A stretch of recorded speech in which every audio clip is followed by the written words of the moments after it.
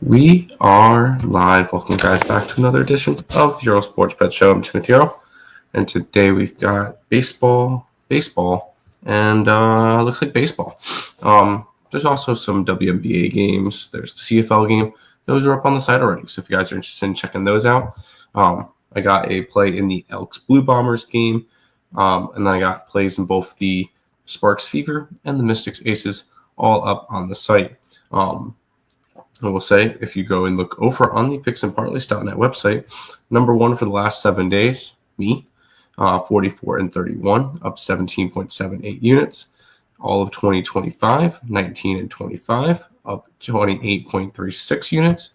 So it's been a nice little run past little bit, which came with a very good night last night, which I'm very happy about. We were up 3.32 units. It could have been, I had a couple of things that I missed by a little bit, but it is what it is. Milwaukee, money line. I believe on that play, on the Brewers play, I put for my explanation, and I know a lot of people could have seen this one and really thought I was crazy. I believe I put Mizorowski out pitches Paul Skeens, and boy, did he. I think that's what I put. Yeah, Brewers money line. Yeah, Mizorowski out pitches Skeens today, and boy, did he. He has been very, very impressive this year. The Arizona Diamondbacks were a complete no-show. They went up 2-0 early and then went down 7-2 or 6-2. Not good there. I got a little bit greedy because I liked the Cleveland Guardians yesterday. Unfortunately, I took the run line and they win in extra innings. I took the Mets on the run line. Fucking finally, they win a game. 7-3 win versus the Braves. I took Toronto FC plus a half, and that game was a draw, so that one was a cash. I grabbed Tampa Bay, the Rays, minus 1.5. Winner there is they win 3-0. I had the Chicago Cubs on the run line, minus 1.5. They win 8-0. I had Sporting Kansas City, the MLS. They went down 1-0 at halftime, and then I marked them a loser and moved on. Went back, looked. They scored 2 goals in the second half, and they win that one 2-1. That was a plus 170 cash. That was very nice. The under in the Miami Marlins game was looking good for a while. It was 2-2 going into the 8th. 2 runs by the Marlins in the top of the 8th. 2 runs by the Giants in the bottom of the 9th. There goes my under. And then Marlins ended up scoring 4 runs in the top of the 10th. That one finished 8-5. The Liberty Valkyrie game looked really good off the rip. I had the over 161.5. They scored 61 points in the first quarter. Then proceeded to score 28, 36, and 34, and did not get over the total. So that one hurt. The Aces, big win there, minus 18.5, winner. And then we ended the night with a loser with the Vancouver Whitecaps. A line was moving towards them. I liked the spot for them. It did not get there. Up 3.32 units though. So I will say good day there. I believe that's now two good days in a row. I don't think it would have been 3. No, that's 2 profitable days in a row. Let's see if we can go for 3 today. You sound tired, like you had a long night. No, not a long night. My throat's just kind of been bothering me lately. So it's kind of in a rut. I need to do the show though. But my throat's been kind of bothering me, so I'll have some water. But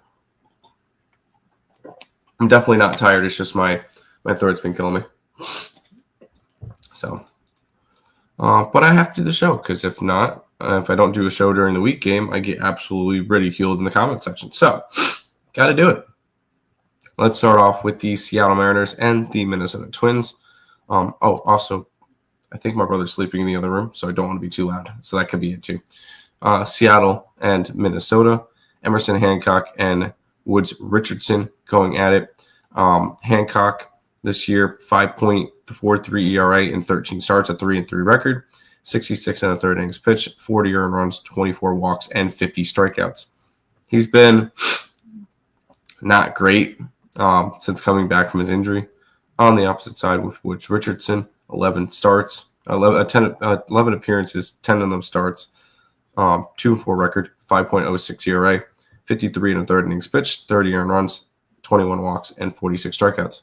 He has not been good either. So both these pitchers have not been pitching well as of late. Both of them righties. So we'll go ahead and look at what these two teams are doing versus righties, which I don't think either of them are really all that. Oh, sorry. Seattle's top 5. Seattle's 5th, 116 WRC plus. And then Minnesota's down a little bit, 13th at 104. I'm not going to give the pitching advantage to either one of them because neither one of them have been good this year. I will say hitting advantage towards the Seattle Mariners. We'll go ahead and pull up where the line is moving in this one, where we're going to pull that up. Not DraftKings. I want Bet Online numbers.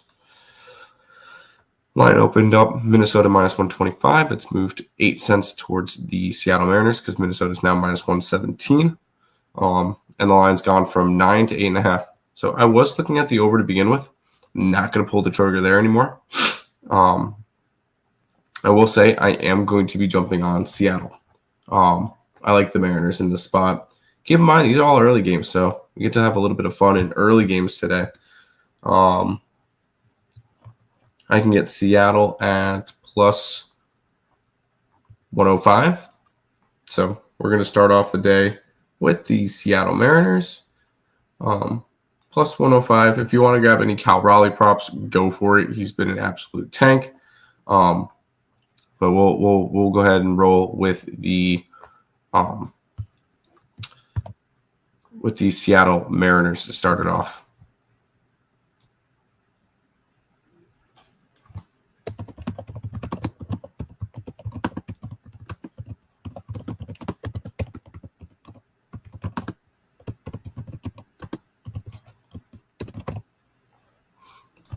Cool. Copy that.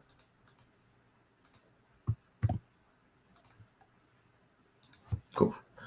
We'll head back to the chat. Gotcha. Now, what's up, Tim? They might see rain on this game. I have not looked up the weather for any teams, so I personally don't know the weather stuff. Minnesota's not hitting. Let's see what they've been doing lately. 2 runs, 5, 2, 8, 0, 6, 12, 2. Now, they've been very inconsistent, but I wouldn't say that they're not hitting. No MLB for me today. Took CFL Elks spread and money line. Also, Juventus money line for soccer. Also, Red Bulls Salazar money line for soccer. Good luck, dude. Good day to you, Tim. Hope you're doing well, and hoping everyone else is doing well. You too, Isex. Good to see you. Let's keep on rolling. We've got the Toronto Blue Jays and the Cleveland Guardians. Guardians minus 120. When I type this up, with a total of 8. Kevin Gausman taking on Tanner Bibby. Gausman has pitched 15 times this year to a 5-6 record, a 4.6 ERA, 86 innings pitched, 44 earned runs, 23 walks, and 84 strikeouts. On the opposite side, we got Tanner Bibby, who's pitched in 15 games to a 4-7 record, a 3.86 ERA, consistent. I like to see that. He had a complete game in a losing effort versus the Oakland Athletics in his last start where he allowed 4 earned runs. Interesting. 88 and 2/3 innings pitched, 38 earned runs, 25 walks, and 75 strikeouts. Pitching advantage, I'm going to give it to Bibby right now just because he's been pitching better as of late. In terms of hitting, I can already tell you that Toronto's going to have the hitting advantage. Toronto, midway through the pack, 103 WRC plus, and Cleveland at 96. So pitching advantage, Cleveland, hitting advantage, Blue Jays. In terms of line movement, the line is moving towards Cleveland. Open up at 110. It's now closer to the 130 area. And the line's gone from 8.5 down to 8. Not a lot of the money's on the Guardians, and yet the line's moving that way. I think I'm going to take the Guardians here.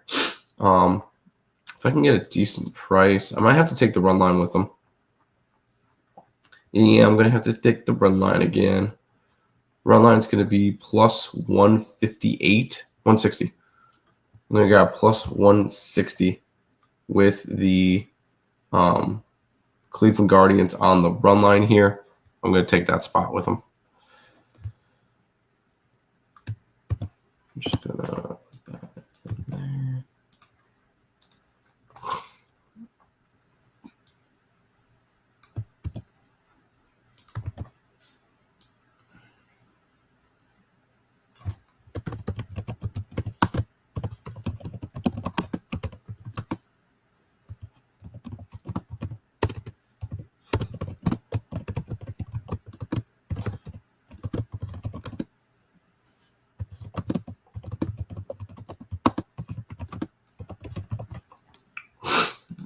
Cool. Let's keep on rolling. We got the Oakland Athletics taking on the that's not what I wanted to do. The Oakland Athletics taking on the Detroit Tigers. Tigers minus 145 with a total of 8.5. Got Springs taking on Ends. Springs a 4.24 ERA in 16 appearances, 14 starts, a 6-5 record. 87 innings pitched, 41 earned runs, 32 walks, and 72 strikeouts for him. On the opposite side, we get Ennis, who has pitched in all of wow, he hasn't pitched in a while. He had 9 relief appearances in 2021. He had a start in 2 appearances in 2017. That's it. So we have not seen anything from him. I'm guessing this is probably a bullpen game. That's probably a good guess. So I'm going to say that this is probably a bullpen game from the Detroit Tigers. So I'm not going to go crazy with their hitting stats. Oakland's hitting stats. Athletics are 102 WRC plus versus lefties, and I believe they're pretty good. Yeah, 108. So they're above average hitting against both sides of the ball. So we'll at least take that. Detroit's number 3 against lefties, only behind the Yankees and the Astros.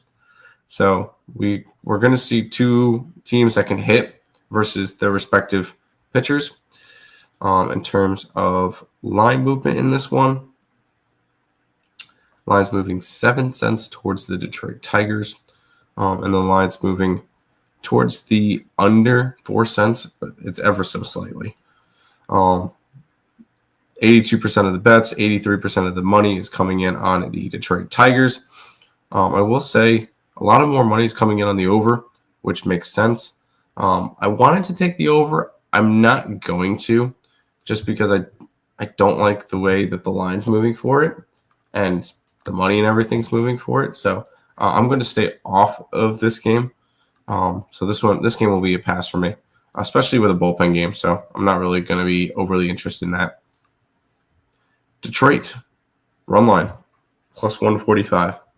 I feel like if I'm going anywhere, it's more towards Oakland, but I'm not really interested in the game. I think the over in Detroit. Once again, I'm all right with the over. The line's not moving the right way for it, so I'm going to stay off of it. I want everything to kind of correlate when it comes to it. But we'll go ahead and head to the next game. Oh, did I not type this in the right way? I never typed up the Phillies-Astros game. Let's go put that one in real quick because apparently I skipped over it. Phillies at Astros. The Astros are minus 135 with a total. Is that 7? 7.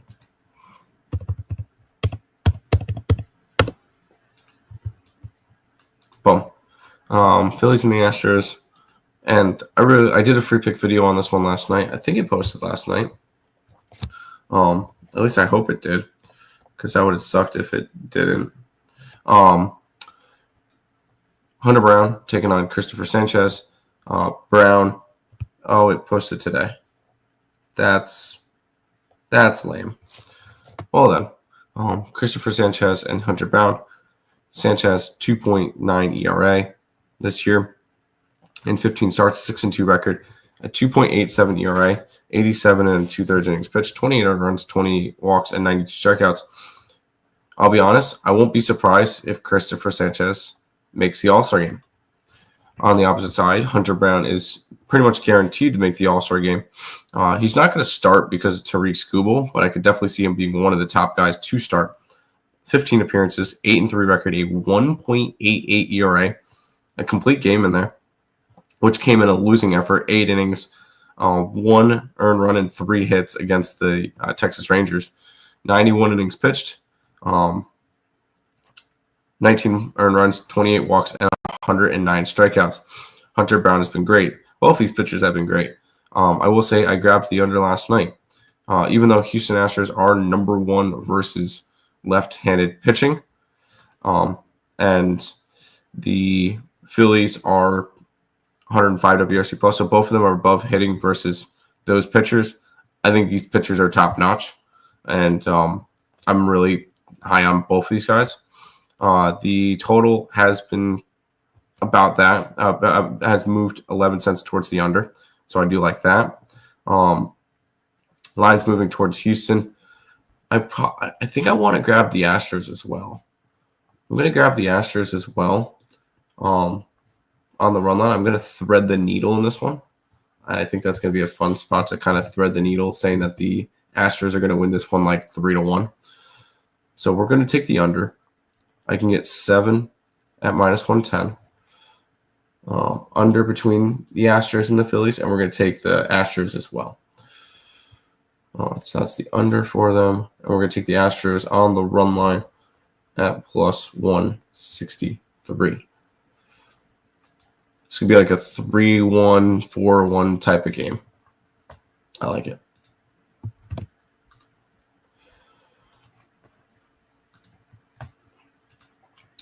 Nerfy. Would you take the under 6.5, or is that too low? I would take it. I would prefer the 7 so I can possibly get a push, but I wouldn't hate the under 6.5. I don't see a problem with that. Yeah, no, I could see this one being a really good pitcher's duel. Let's keep on rolling. We got the Tampa Bay Rays and the Kansas City Royals. Rays are -120. 10 is your total in this one. 10. Jesus. For two teams that haven't really been hitting well. Shane Baz and Michael Lorenzen. Shane Baz this year. 15 starts at 7-3 record, a 4.79 ERA, 82 and 2/3 innings pitched, 44 earned runs, 34 walks, and 77 strikeouts. He is coming off of a game where he allowed 5 earned runs against the Tigers. Previous to that, he came off of a game where he allowed no earned runs versus the Mets. Shane Baz has been pretty consistent for this Rays team all year. Michael Lorenzen, 15 starts, 4-7 record, a 4.81 ERA, 82 and 2.3 innings pitched, 44 earned runs, 28 walks, and 69 strikeouts. Another guy who's just been a consistent piece of the rotation that's going to eat your innings. I am going to give the pitching advantage to Shane Baz. I believe the hitting advantage, both of them are righties, is going to be Tampa Bay, who is hitting 6th against righties, when the Kansas City Royals are below average at 86 WRC plus. So hitting and pitching advantage both with the Rays. In terms of the line movement is going towards the Rays by 3 cents. So the line, since it's open, has moved towards the Rays with more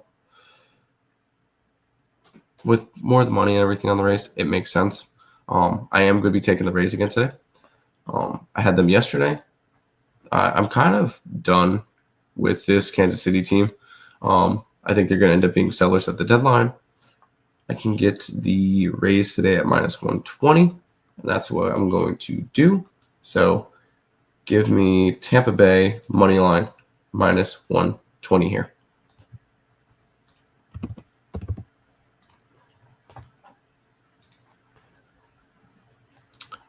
No comments, so we're going to keep on rolling. We got 4 games left. We got the Chicago Cubs and the St. Louis Cardinals.